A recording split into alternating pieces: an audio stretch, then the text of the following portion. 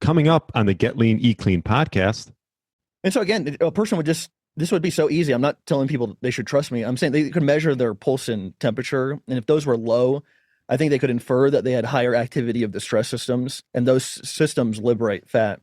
But like a person on their deathbed is liberating tons of fat into their blood. They're fat burners. Like that's the state of death.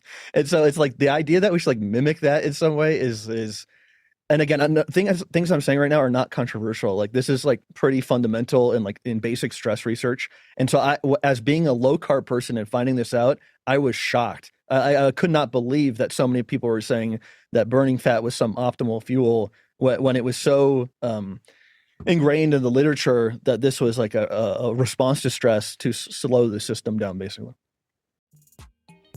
Hello, and welcome to the Get Lean, Eat Clean podcast. I'm Brian Grin, and I'm here to give you actionable tips to get your body back to what it once was 5, 10, even 15 years ago. Each week, I'll give you an in-depth interview with a health expert from around the world to cut through the fluff and get you long-term sustainable results. This week, I interviewed independent health researcher, coach, best-selling author, and host of Generative Energy podcast, Roddy. We discussed how to live a pro-metabolic life, along with the importance of measuring temperature and pulse, Danny's experience with the carnivore diet, fat oxidation versus glucose oxidation, important labs to get measured, ways to increase metabolism, and his one tip to get your body back to what it once was. Really enjoyed my interview with Roddy. I hope you do too. Thanks so much for listening and enjoy the show. All right. Welcome to the Get Lean, Eat Clean podcast. My name is Brian Grin and I have Roddy on. Welcome to the show. Thanks for having me. Pleasure. Yeah. Thanks for coming on. We were just talking. I've had one of your sidekicks. I know he's on your podcast, has been on it a bit. Jay Feldman on your Generative Energy podcast. Correct. Yeah, we swiped that name from no. That Jay Okay. is on Bioenergetics Helpline, and then Georgi Dinkov is on the Generative Energy, and then I have like a revolving door of people I really like and respect that I try to get on there. Yeah, but not Jay. I don't. Just kidding. Yeah, I know you, Georgie. I listened to him talk. I'm like, wow, he's smart. Like I can't keep up with him. He's a powerhouse. Yeah, he's a Bulgarian wizard powerhouse of information. The Bioenergetic Perspective. Yeah, and on that point, why don't maybe explain to the audience a little bit about the Bioenergetic Perspective, like sort of this pro metabolic life that I know you talk a lot about on your podcasts.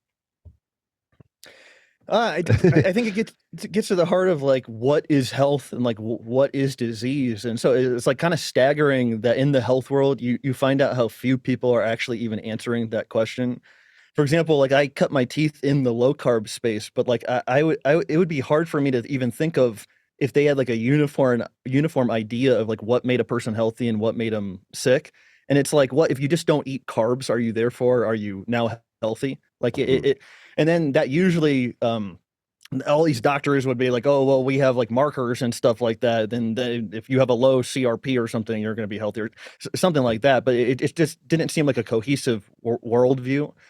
And so I think I found Rain maybe like late 2010, but like I didn't understand anything he was saying for a long time, but there's something about him and about his like point of view about health and disease that was way more like cohesive than anything I had confronted before that. And I was like, oh, okay, so like a child is like a healthy child, maybe not today, maybe in like the 1950s or something. Like that's what an aging adult should try to emulate. They have proportionally more like pregnenolone, progesterone, and DHEA, and those are like the steroids that erode in a person's 20s and 30s and 40s and 50s, et cetera. And those are the steroids that protect a person from stress. They're produced when a person has higher thyroid function. And then higher thyroid function is usually represented by like a high pulse or a high temperature. And if you go to a 5-year-old, even today, they'll probably have a heart rate of like 90 beats per minute or something, and they're very warm. And so those things are lost in adulthood. And so I thought Ray's basic argument of like trying to support the metabolic rate, and that led to less metabolic stress. That was just really compelling to me because I kind of skipped over it, but my personal experience of being cold all the time and stuff like that, And so I was like, man, this guy's just doing something that I really haven't seen done anywhere else. And just the guy, his his demeanor and stuff was so unique and cool, and he's just a cool, humble, really unique guy. So it was like a confluence of things. But uh, I think getting into it, it's hard to put the toothpaste back in the tube. Like you start really noticing all these deficits in other people's like POVs of health, and it's hard to take them seriously. I think after you get into a lot of repeat stuff. Yeah, I think the definition of health, like you mentioned, can be a bit skewed nowadays just because of like social media. Like with Instagram, and everyone looks like they have a six pack, and you know, like these unbelievable bodies, and you're thinking to yourself, well, is that optimal health? I mean, what would your definition of optimal health be? Uh, there would be qualities, Yeah. like being happy would be nice. Of t- Being able to sleep, not having a Right. heroic effort to sleep, having obviously good level of virility. Hormonal balance. Having empathy, being like an altruistic individual, like a Maslownian sense of hierarchy of needs. Like your health is so good that you have excess energy to spend on other people. You know what I mean? Like, and that not only is good for it's good for those people presumably, but also good for you. Like you feel fulfilled by helping other people. Um, but Yeah, like I feel like that's like a huge problem in the health world. They'll be like, "Oh, so and so is healthy. Like he eats this and he's healthy." It's like, how do you know that? Do you go to the bathroom with him? Like, do you know how his bowel movements are? Do you know how he acts when or this person acts when they're cut off in line at the grocery store? Do they become irate? Like health is so nuanced. You'd have to spend a weekend with a person to kind of get a sense of their health. You know what I mean? Yeah. And then some people in the health world are like absolute maniacs on the internet, and so I don't really consider that like a great sign of health when a person's like fighting all the time on the internet and stuff. Like it's almost the more you withdraw from the internet, I would presume you are healthier. Like if you got away from it. And so, dude, you got me started already. The internet health world is like the biggest like the sickest place I can think of. Besides like maybe politics, the Mm. internet health is like a close second to just schizo land and weirdos and psychos that all are drawn to like these debates on the internet. And so I would say I would recommend trying to get what you need from it and getting out as fast as possible. Yeah, and I know you mentioned briefly for a while there you were doing low carb carnivore for years. Was that true? And I mean, I've been in that space for a bit. I've done low carb and some fasting here and there, and I like to switch it up and sort of find what works best. After talking with Jay, I have implemented some whole food carbs more into my diet, just to see how I perform, and just I also did blood work as well, just to see how I would react to that. So I'm in the midst of it. But what was obviously I'm assuming your experience, low carb has been sort of this big driving thing in the health industry for a little while now. What was your experience with it? I mean, it was better than what I was eating before. I Yeah. think I went vegan in like 2007 or so, and then I got into low carb in 2008. And then, do you know who Charles Washington is? He's like the zero carb guy, even before Hmm. Sean Baker. Anyways, like I heard him on like Jimmy Moore's show a long time ago, and I was like, well, low carb is where it's at, so zero carb must be even better than that. And so I went on that in maybe like 2008 and nine, Hmm. and so again, it was good. It was better than veganism. It was better than like the standard American diet. Like when Sure. people tell me like they feel better on keto or carnivore or whatever, I don't think they're lying. Like and if you had asked me at the time, I would have told you I felt better, and also I was not lying. It's just like sometimes you don't know what you don't know. You don't know how much better you can feel. Or it's like being in a relationship or something. Sometimes you need to like step outside the relationship to like have perspective on it, Hmm. and it's very similar, I think, with like food ideological things. But anyways, so one of my huge problems on veganism was feeling cold all the time. Like I used to work at Apple retail, and they kept the store freezing cold. And I remember like being on the floor one time and these like young girls that work there having a shirt on, and I had like two sweatshirts on, and I was like, what the, my body can't like regulate its temperature at all. And so that was on veganism. And then I went to low carb, and things got a little bit better. And then I think I still had some digestive problems at that time. And I like kind of being extreme, or I did at the time. So I was like, I think eating meat sounds cool. Like only meat. Like I would love to shock people and tell them that I ate like only meat and stuff and see what they said. Mm-hmm. And also I kind of bought the idea that like the less carbohydrate you ate, like the healthier you were. And I blamed like all of the diseases of civilization on carbohydrates and things. So I did that, and I think I did feel pretty good the first year, like relatively. And then the second year, I think I had some enhanced stressors in my life that I wasn't experiencing the first year, and they were like the straw that broke the camel's back, and I was freezing cold. I was actually pretty heavy at the time of eating meat and water the second year, and dude, I was gonna get a huge tattoo on my back. Like I was gonna pay this because I was still in a band. Like I was of a gonna cow pay. or something? I should. It was actually like the tree of life, Okay. and the tattoo artist was like so excited by it, and he was like, "Go ahead and like take a photo of your front and back and send it to me." I remember taking these photos and thinking, look, like I looked like a pile of old rags. Like I felt I looked so bad. Mm. And anyways, so there were a few things that caused me to reevaluate things, and that sent me off on the direction of. There was another guy in the health world named Matt Stone, and he wrote a book called like Eat for Heat, and he was saying like Mhm. starches and carbohydrate are useful for increasing the body temperature, and I had like a limited amount of success with that. Um, but it kind of like broke me out of the low carb confines, and so I started thinking a little bit differently after that, and then eventually ran into Ray Pete and like kind of never looked back after that. Yeah, and you talk about temperature and pulse. Those are good insights as far as metabolic health. Is that something you recommend people do? Maybe in the morning and then in the middle of the day or something. Yeah. Ray had a quote, and it's like you can't know where you are, you can't know where you're going if you don't know where you are. And so I look at like measuring the pulse and temperature as like basic metrics for assessing like the rate of metabolism. And this is not me saying this, is kind of like a Broda Barnes thing. That was that thyroid doctor. He wrote a book called Hypothyroidism: The Unsuspected Illness. And so I think doing that upon waking, like that's the first thing you do, like while you're in bed. Um, that would be like checking your pulse with your fingers and doing a 1 minute timer on your phone, and then getting like a cheap Vicks digital thermometer and putting it under your armpit.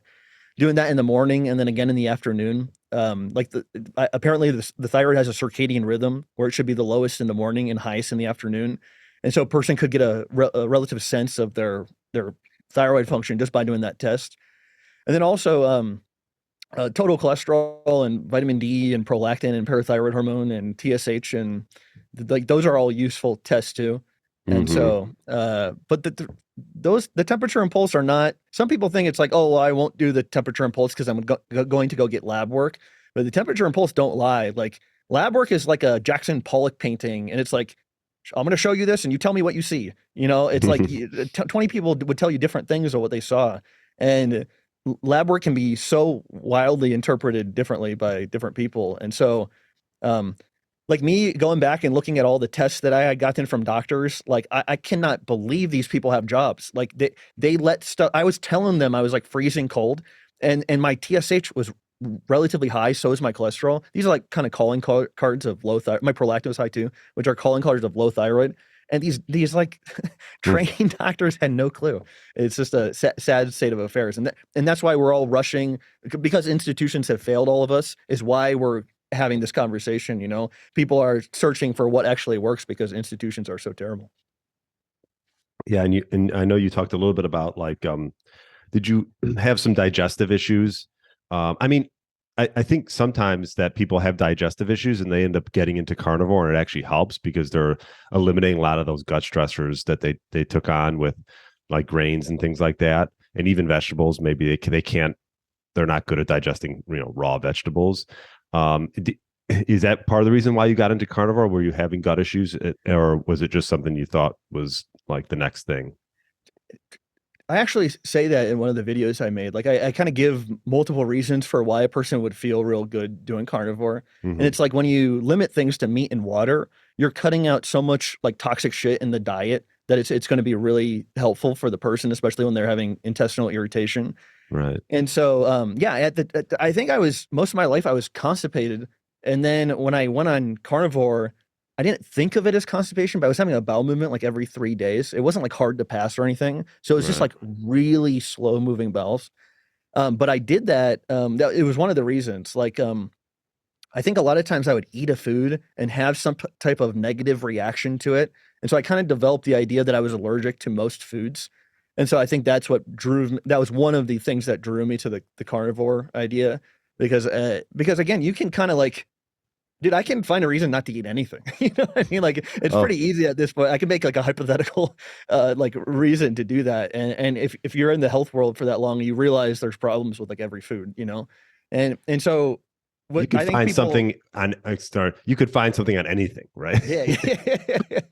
If you want to justify eating, I don't know. I mean, there was like a grapefruit diet for a long time. You Yeah, know, yeah, yeah, yeah. you could Great, just like yeah. the cherry cure, the grape juice cure. There's like all those old school diets of like one fruit. And the thing is, they all had some like success.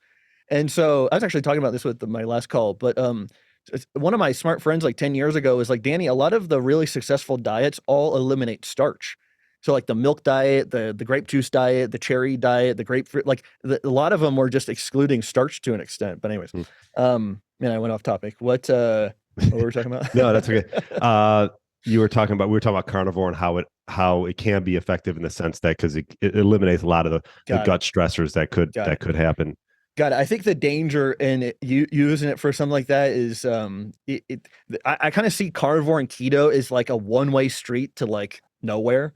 Like you're just gonna like something I noticed very often was well, a person would start at low carb like 100 grams per day or something, then they go to keto 50 grams, then they go to carnivore, and their problems they just start like magnifying over time. And so it seemed like people were like digging holes for themselves and it was just getting kind of worse and worse over time.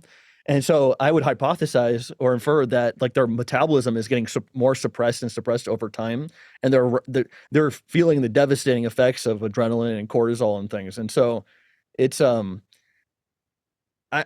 mean I don't know when you got into this space, but like in 2018, carnivore became like extremely popular. You know, like Jordan Peterson was talking about it, and then Sean Baker was on Joe Rogan, and I can think of probably like 80% of the people that were really popular in the space don't do it anymore. You know, and there's reasons for that, and also this gets into like generational health. So Sean Baker, I think he's like a boomer. Like Sean Baker can probably withstand the stress of the carnivore diet. Like he could withstand stress that would like kill a Zoomer, you know? And so I just think I think like not everybody is created equally in the sense that we're like I had asthma as a kid and like free access to my albuterol inhaler and was just like in my room puffing this so it's little things like that that can send a person off in a completely different trajectory health wise.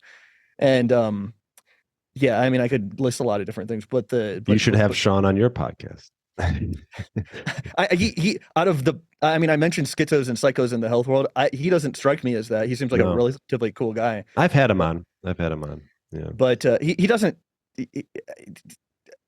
Again, I mean the bar is so low for the health world. The people in the space are crazy. There's this, argument in the low carb space as far as like, or just in general, fat oxidation versus glucose oxidation. I think the idea, and I'm to blame or not to blame, but the idea of burning fat for fuel just sounds like, okay, let's go there. That makes a lot of sense. I mean, I used to do quite a bit of fasting. I do think that like fasting can play a role in people's lives as far as giving them boundaries. I've sort of changed my point of view around it, but burning fat for fuel just sounds like just the best and the hottest. What I know Ray Pete talks a lot about this. What's the advantage of being, a glucose oxidator versus just being a fat oxidator? One of the things that like kind of shaped my perspective on that was there was a paper by a guy named like Wolf, and I can send it to you after this, but like it says the enhanced mobilization of fat is like a fundamental response to stress, like sepsis, aging, etc. And so this was kind of like like Hans Selye. So that was like a pioneering stress researcher. Like he like coined the word stress in French or something. And so he would talk about how the hormones from the hypothalamus, pituitary, and adrenals, those hormones are like classical stress hormones, and they all liberate fatty acids into the blood. And so it's almost like fat is like this backup fuel to slow the system down because the fat, the stoichiometry or whatever, it's going to consume more oxygen and produce less CO2. And while most of people in the health world think CO2 is like this waste product, in the kind of the bioenergetic space, the CO2 is really important for the consumption of oxygen, the absorption of oxygen by cells, tissues, and organs. And so basically, there's nothing wrong with it per se. It's like a mechanism to slow the system down. But as far as like it's somehow optimal or like burning sugar is dirty or something like that, those are kind of ridiculous, I think. But like it's like if a person wants to burn fat, I think they're going to have to amplify their stress systems, and I think that would cause deterioration over a long term. And so again, a person would this would be so easy. I'm not telling people they should trust me. I'm saying they could measure their pulse and temperature. And if those were low, I think they could infer that they had higher activity of the stress systems, and those systems liberate fat. But like a person on their deathbed is liberating tons of fat into their blood. They're fat burners. Like that's the state of death. And so it's like the idea that we should like mimic that in some way is and again, things I'm saying right now are not controversial. Like this is like pretty fundamental and like in basic stress research. And so as being a low carb person and finding this out, I was shocked. I could not believe that so many people were saying that burning fat was some optimal fuel when it was so ingrained in the literature that this was like a response to stress to slow the system down, basically. And so, if someone's obviously, let's just say someone's 15, 20, 30 pounds overweight. And I know that's just one marker, right? But and they're like, well, they've had success. Well, how should I phrase this? What's some of the things you would say to them as opposed to just, okay, well, let's, lower carbs, right? Which is a lot of times what happens. Would it be more just like eliminating processed foods, lowering like PUFAs, things like that? I think the people that I talk to a lot of the time have been down like every single diet in existence, Right. and some of them, like I talk to suicidal people on the reg, and so I don't find myself talking tons about diet and things like, oh, you should lower carbs or increase your carbs. Like sometimes that does happen, but I think it's more when the person's hit 30 or 35 or 40 or whatever, like so much damage has been done to them. I think a lot of times they're talking to me because they're interested in like my perspective on like taking thyroid or something like that. And so I think that's why like I don't really even consider myself like a diet person. I think that's just like one tool in the toolbox to increase the metabolism. Like obviously you have to eat, and eating is important. And I cook 100% of all my own food, and I think it's really important. But I'm not under the impression that like if that person only ate better, all their problems would go away. Like I think the situation is too dire, too bad for that. And so so if I did talk to somebody, I mean I do talk to people all the time like that. But like for example, one person that sticks out in my mind, I was talking to them in LA, and they got my name from somebody, and they're like, yeah, I wanted to talk to you because you're like a weight loss coach. And I was like, whoa, whoa, whoa, whoa. I don't even, I now barely ever talk about that. I don't know how that's what that person told you. But anyways, we were talking, and they had lots of like symptoms of suggestive of lower thyroid function. And anyways, I talked to them like 3 months later, and they started taking T3 and T4. And they were like, okay, I have a bunch of questions for you. Like, I've been losing about 1 pound, 1.5 pounds per week since I started thyroid, and I have all these other questions for you. And it was just funny how like fast they had glossed by like the losing 1 pound per week by only taking thyroid hormone. And I just thought it was funny because people are like killing themselves trying to figure out how to lose weight. But one of the MOs of the right dose of thyroid is just that weight loss. And so anyways, I think those stress systems are the things that make a person lay down fat, and alleviating those by increasing the thyroid function is one of the basic ways to lose weight or to have a set point that's lower. Yeah. What are some natural ways to raise thyroid and get metabolism going faster? What would you say? So somebody could get some lab work if they wanted, just to make sure they could crossing their T's and dotting their I's. But they could get like the parathyroid hormone measured, and that's involved in metabolic syndrome and depression and like probably hair loss and probably a bunch of other problems. And so, anyways, you could get this PTH measured. And one of the other problems with like kind of low carb carnivore diets is they're super high in phosphorus. And so when a person has like a mismatch of phosphorus and calcium, that chronically increases the need for the parathyroid hormone, which breaks down the bone, liberating calcium into the blood. And then that tends to go into cells, turning on inflammatory processes, overstimulating them. And so just getting that parathyroid hormone down with more calcium would be like a real low-hanging fruit to probably improve a person's quality of life. And so whether that was adding like Parmigiano Reggiano cheese or milk or something like that, or taking a vitamin D supplement or something, like there are easy ways to lower that and improve the quality of life. And so, yeah, that would be a really easy thing that could be measured. Like it's not just like, oh, Danny said to take more calcium for some unknown reason. They could go get their parathyroid hormone measured. In fact, credit to Sean Baker. I think he talked about this in one of his videos on like vitamin D or something. And I was like, well, that's pretty progressive of him, because I've never heard any carnivore person, maybe Paul Saladino mentioned it at some point, but Ray's been talking about that for like 20 years. So it's something that's really important. So typically phosphorus is high, as you mentioned, and ways to get it lower would be through more calcium or vitamin D. And the sugars and the fructose and the sugars helps to deplete it as well. So that's another way to balance that ratio, I think. Okay.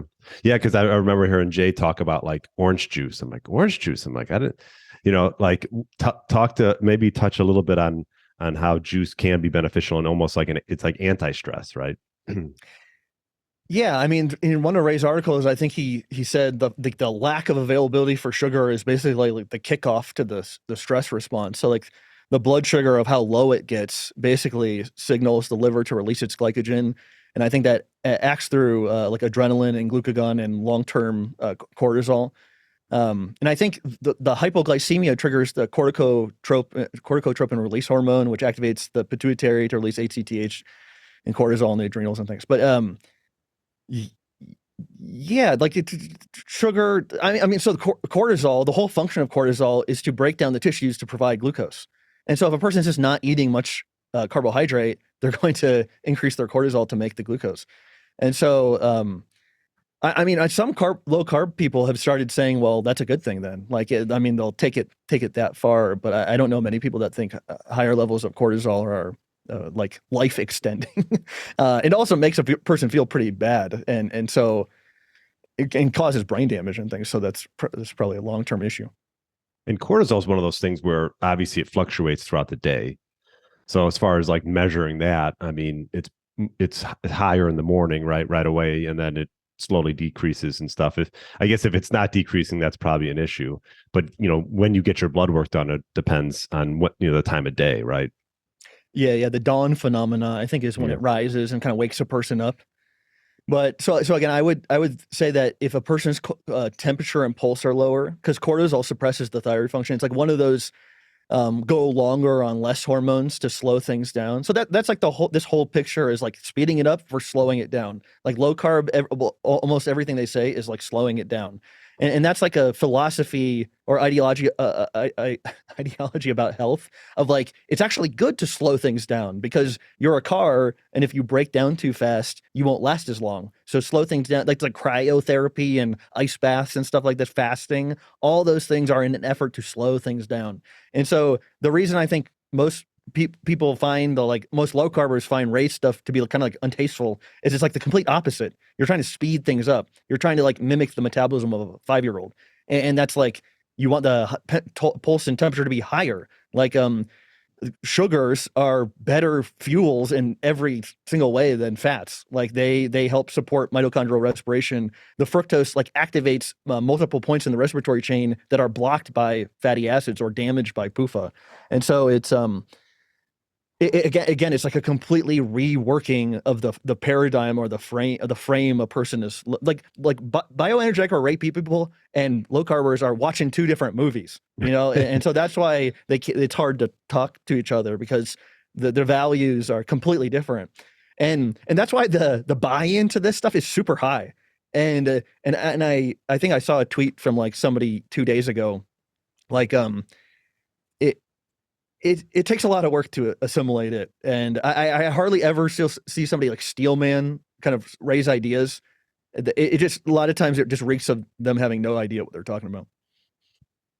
I do like an occasional plunge, I will say. Now, obviously that's a stressor. I understand that. I think it, and tell me what your thoughts of this. I think, like, for example, something like cold plunge, which I try to use just as a tool, not like every day, but every so often. Obviously, if you're stacking a bunch of stressors, that's when you can really run into an issue. What are your thoughts around that? So regardless of what I say, you could take your temperature and pulse before the plunge and then after and kind of see what was going on. Mm-hmm. But I mean, if a person had trouble sleeping that night or something like that, or they had like a really powerful adrenaline response, like I can't imagine how that would be explained as useful or something. I think sometimes a low thyroid person um will like to do kind of like extreme stuff to feel more alive. And so like they kind of feel like blah most of the time. And so when they go jump in an ice bath, like their adrenaline rises and they're like, oh shit, I feel so alive, Mm-hmm. Or it's the same deal with like a long distance runner. Like they'll run so long that they get the runner's high. And also, I'm sure you can think of multiple people like this, but like chronically needing to argue with people is kind of like my life sucks so bad, but if I argue, I'll kind of like raise the stakes of the situation and I'll feel better. And so I can think of many people I know that like that.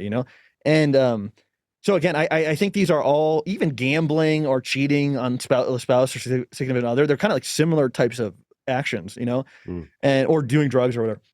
So anyways, I think life can be stimulating without these kind of like risky degenerative types of things of like needing to increase adrenaline to feel good. Like I think just increasing the the pulse and temperature, i.e., the thyroid function, can make a person feel like a higher level of wellness without needing to do anything. And once they got there, if they jumped in an ice bath, they'd probably feel just terrible. Like it would cool their brain down, their body. It'd just be probably pretty disastrous. Yeah, I mean, I think you can probably, there's probably sort of a curve where if you overdo something like that, if you're a generally healthy person and a functioning thyroid, and you want to occasionally go into a cold environment, I can't imagine that's going to wreck that much. But obviously, like you said, if someone is sort of has low thyroid and these other issues, and just going in a cold plunge just to feel good because of that doesn't make a lot of sense. Yeah, like you said, accumulation. Like we're all carrying around this like life bucket of stress of all the bad shit like that's ever happened to us. And so it just depends on how fragile or weak the person is. So What it's go. I know, I was just gonna say, I wanted to ask you, like, what is your routine now? And as far as like, I know it's interesting because you start digging into Ray stuff, and there's not like this, there's not a Ray diet, right? It's sort of a Petarian lifestyle. Petarian lifestyle, I've heard it phrased. So this university principle of like cellular energy and maximizing that. What types of things do you do as far as eating and just in general to sort of get the most of it? Um I don't think about it that much these days. I take thyroid. I drink a lot of milk. I drink a lot of coffee and add sugar to that and things. And so those are the kind of staples. Um, I'm kind of at the mercy of my buddy when he drives me to like Costco. I'm a complete bum and I don't have a car or anything, so like I can't really go get my own groceries. And I drink the opposite of raw milk, the UHT milk, most of the time because I don't Really? like, yeah, because the that milk will last a long time. Plus I'm a doomsday bunker person, and so that will be better long term for Oh, having availability. And yeah, raw milk. I've gotten raw milk before. Yeah, it doesn't last that long. So plus some you're people you're don't you're not go. opposed to it, are you? No, if a person digests well, that's Yeah. fine. But some people don't digest it at all. Like it can cause really bad diarrhea. So Hmm. um, I'm kind of the opinion like the best milk is the one that digests well and tastes good. And I'm not like these like puritanical people where it's like if it's pasteurized, it's toxic, and you need to drive 4 hours away from your location to go get raw milk. I think that becomes completely ridiculous. And also, you know, I was pretty fortunate to travel or around the world from like 2016 to just not recently. And like I spent some time in the Philippines. They don't even have pasteurized milk. They have like only UHT milk. And same is true for a lot of other places in Asia. And I was just thinking like, oh, I'm in Southern California saying, oh, everybody should drink raw milk. And you don't realize you're excluding like huge swaths of the world Mm. saying this type of stuff. And it's like, oh, the you have to have this one special thing that's not in this area to be healthy. Like I just don't believe in that anymore. It's just It's there's like, lots of ways to increase the metabolism that have like nothing to do with food. And even something like UHT milk, I think is better than no milk or something. and you said you take thyroid? Yeah, I've been taking that for about 10 years or so. But there's two products in Mexico. One's called Sinoplus and the other one's called Sinoma. And I don't sell supplements and I don't have any, even my buddy Georgie, he has a supplement company, but I have nothing to do with that. But those were kind of OG original Ray recommendations for a quality thyroid. And so I've been buying those for a long time. And you can adjust it during winter and adjust it during summertime to keep the metabolic rate up. And it's been super, super useful. Is that recommended for, would you recommend that for most people or just people who are hypo? Well, kind of the hypothesis here is almost everybody you meet is hypothyroid, like on a spectrum of hypothyroidism. So that and so you could shake their hand and tell pretty quickly how cold their hand was and see if they were hypothyroid or not. But I wouldn't say, oh, everybody needs to take thyroid, but because not a lot of people are comfortable with that, you know. So I'm kind of an advocate for doing things you feel comfortable with. So if the calcium, if a person listening to this noticed that their phosphorus was super high and their calcium was really low, they should start there. Or if they got their vitamin D measured and it was really low, they should start there. But like a person might hearing this might be like me listening to Ray Pete, and for the last like 5 years I was freezing cold, and I was like, man, this sucks so bad. I'm gonna take thyroid immediately to try to warm up because feeling cold is a really torturous symptom. And so, but I think 90% of the people I talk to end up taking thyroid, and it's a therapy that like demands a person's attention. It's not like a take it and forget it kind of thing. I think a person has to be clued into what's happening, Mm. but there's like a learning curve, and if a person sticks with it, I think most of the time people understand how helpful it is. And as far as eating, like, are you trying to eat a certain way, or I know, you know, obviously, I know there's not a per se a Ray Pete diet, but are there certain things? I know you've talked about liver and oyster. There's certain foods that you sort of prioritize. Yeah, I try to eat those about once a week or so, like an egg or two every day. Cheese, like quesadillas. I've like basically run on quesadillas these days, and so that and there's like a cheap grape juice here, and then a really high quality one. But the really high quality one is very expensive. Orange juice has been hard to find just the last like year and a half in general. I don't know what's going on with that. Mm. Like guavas are widely available here, like chirimoyas and longans and lychees and things. So like kind of exotic type of fruits. So again, I get those when I have access to them. That's like another thing I didn't understand in my 20s is like you take advantage of the things you have access to. Like being in Japan or whatever, I take advantage of the foods that are good there when I was there, and the same for Malaysia or the Philippines or wherever. And everybody has access to different stuff, and so it's just I kind of think of Ray's dietary stuff as not as some perfect diet that people should aspire to eat. It's more about not being poisoned. It's like more that these foods are semi-reliable for not containing a bunch of additives that are going to like harm a person. And so that I think that was like a major paradigm shift for me is understanding that the food supply is so bad that like that again, just eating meat can be really helpful, you know, to a lot of Right. people.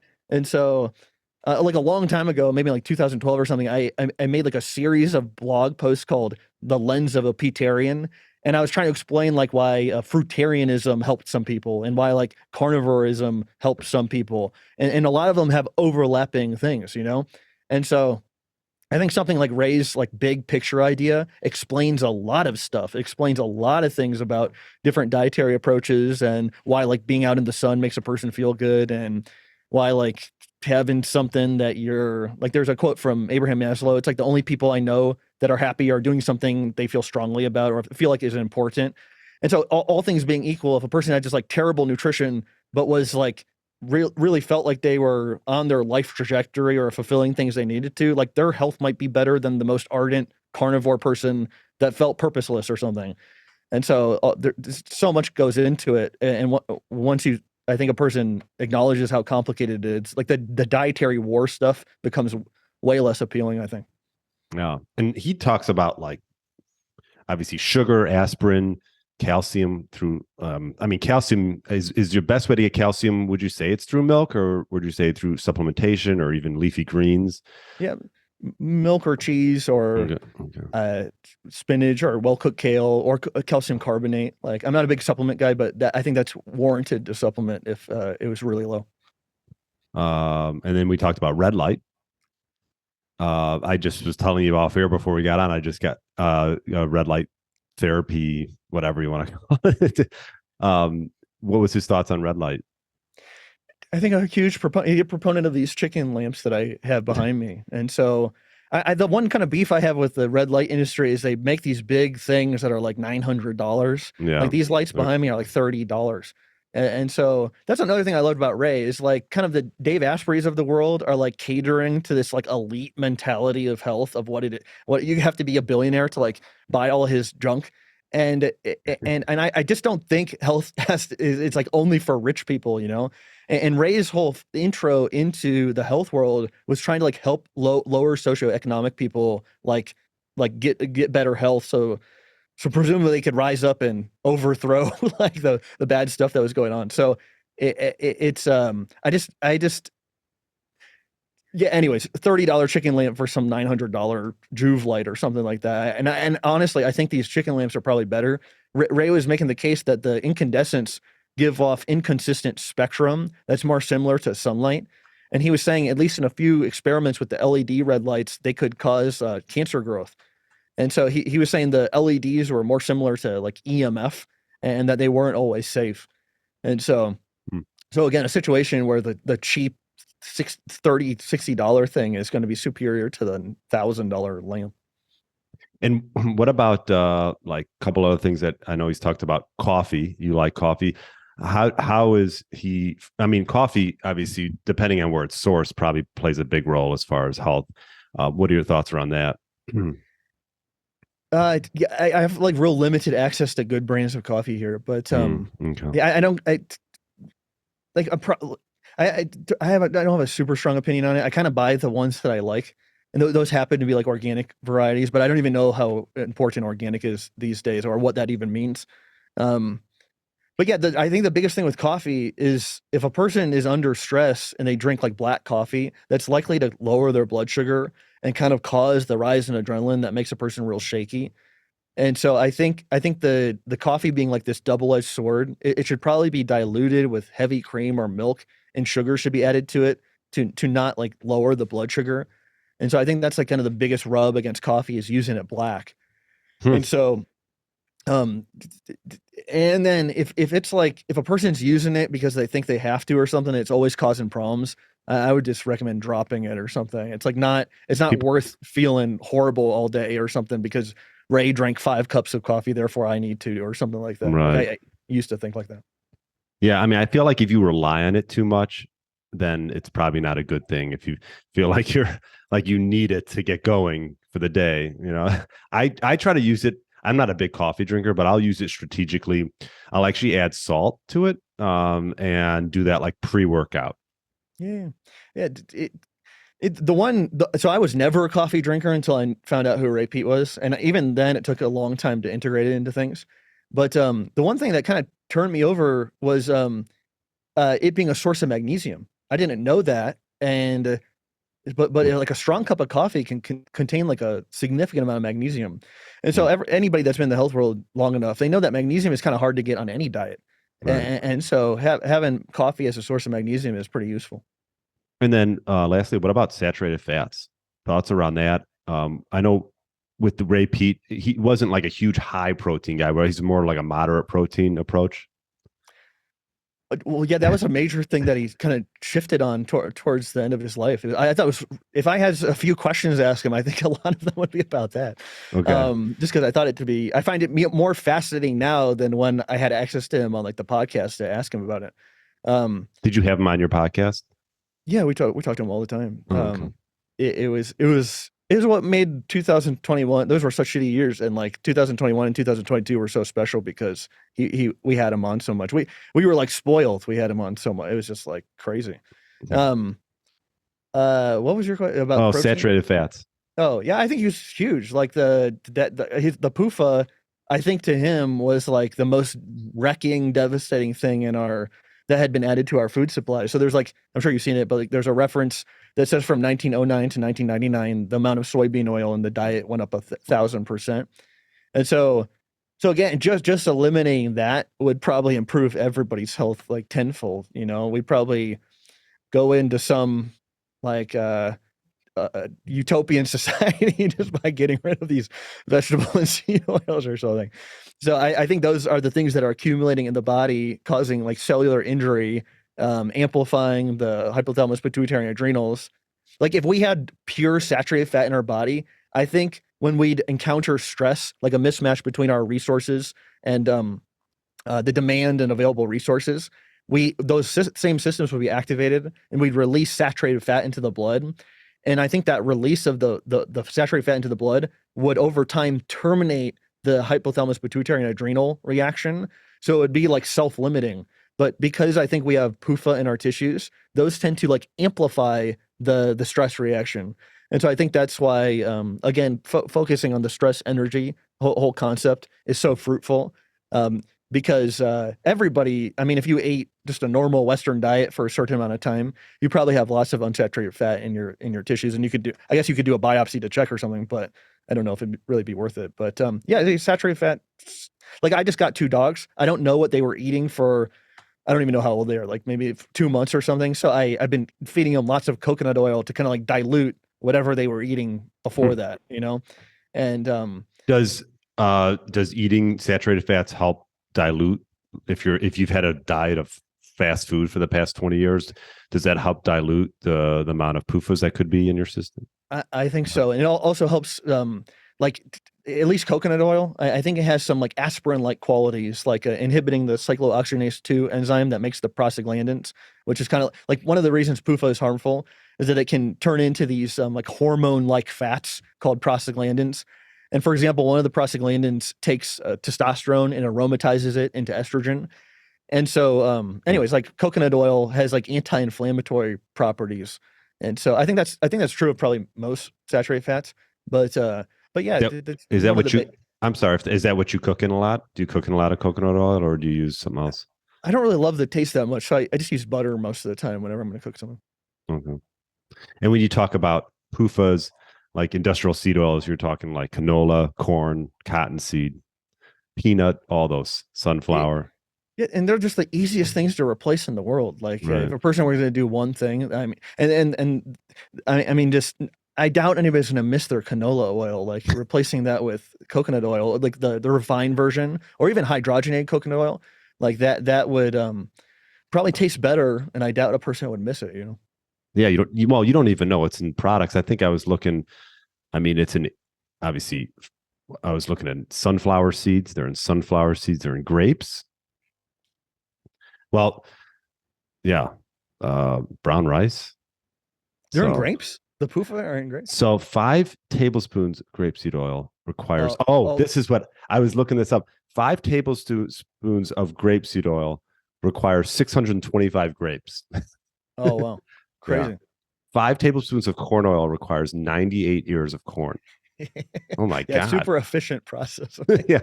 Sounds real efficient. Yeah, I misread that for a second, but that I just was looking that up. Interesting. So yeah, I try to cook in coconut oil or ghee. I like to use ghee. I don't know if you ever use ghee, but Yeah.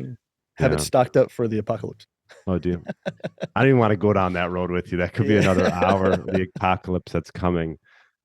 Is that why you moved to Mexico? Actually, I moved here in 2016, and so Yeah. like I like talking about political things, but I don't like I'm not going to kill somebody for like not agreeing with me.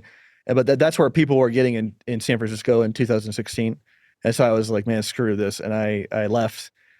And and so I mean, in retrospect, it was real scary, but in retrospect, it was probably one of the better things I've ever done because Mhm. I was actually in Thailand when the Corona stuff started, and I was like, damn, I got to go back to Mexico because the Corona stuff was becoming like tyrannical really quickly in Thailand, and it was really scaring me, and so I had to come back here. Okay.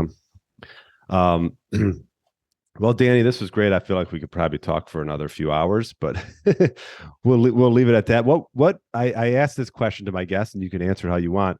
Like, what tip would you give someone that's looking to get their health back in order, and maybe they've been, they've put on some weight. They want to sort of get back to where they were 15 years ago or 10 years ago. We've probably talked about it already, but what initial tip would you give that individual? Really, probably what we talked about earlier, like measuring the pulse and temperature, or gathering some data, and then kind of going from there. Like Ray has a famous line, like perceive, think, act. So like trying to notice stuff about your body, thinking about why it's happening, and then experimenting. And so I think that's like really the Mm. only thing to do with any of this stuff is it's like one thing to hear something that kind of makes sense, but the other thing is to experiment with it and feel a difference, you know.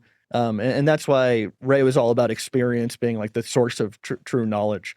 And so I think, yeah, I mean, you have no idea how many people I've talked to who were like, I mean, I started with the carrot salad and now I'm taking thyroid and aspirin, you know, like it's like that trajectory is so common. Mm. And people never think they're going to get there, but I think they feel good with the carrot. Then they'll like add in carbohydrate, or then they'll add in calcium. They'll feel better. And then, and things they'll have been dealing with for long periods of time will just go away or something. Like for me, I had like a really serious libido problems in my early 20s, and when I added more calcium, they went away in like a day. And I felt like I was struggling with it for like 5 years. Really? And so it was just like shocking to me how some of these simple things fixed major problems like in a weekend, you know? And so but anyways, it's it, it, it, there's a quote I love. Did I already say this by Buckminster Fuller? It's like, I'm not, did I think I already said it? But no, I don't know if you said it. You could Well, say it. I just hate all the time. That's why I probably don't know. It's Okay. I'm not a genius. I'm just a tremendous bundle of experience. And so it's like the only thing you have to gain from all this stuff is just more knowledge about yourself. Like, and who doesn't want that? You know what I mean?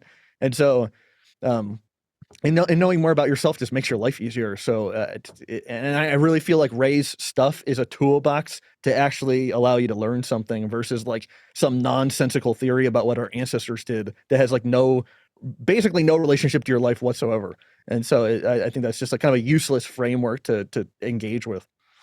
What about blood pressure? Is that something you have?